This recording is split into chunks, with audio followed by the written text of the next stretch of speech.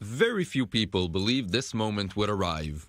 Palestinian President Mahmoud Abbas signing a decree to hold elections in the Palestinian Authority. The decree states elections for the Palestinian Legislative Council will take place on May 22nd.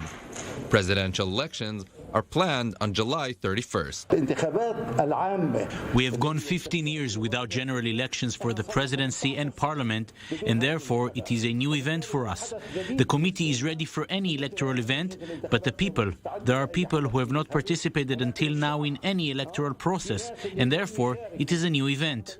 But for Palestinian elections to actually take place, Abbas' secular Fatah party has to come to terms with its fierce rival, the Islamist Hamas movement, after a decade and a half of disputes and violence. Palestinian factions representatives are to meet in Cairo this week to try to solve final disagreements between parties. Unlikely as it is the elections will happen, some Palestinian residents are optimistic. This is a 100% good decision, merited for over 15 years, if not more. We are supposed to be initiating a state, and thus should have democracy, and democracy is elections. One more obstacle that might stand in the way is Jerusalem. Abbas has insisted in the past that no elections will be held without the participation of East Jerusalem Palestinians.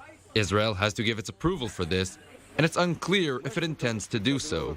This is the first time in over a decade that a presidential decree for elections is signed here, a result of a general feeling in the West Bank and Gaza that pan-Arab solidarity no longer backs up the Palestinians. It could also be a gesture towards Washington, an attempt to restart relations with the new administration on good terms. The Elections Committee will supervise the elections and will be the sole body responsible over the elections. On the other hand, we call for different sectors to observe the elections.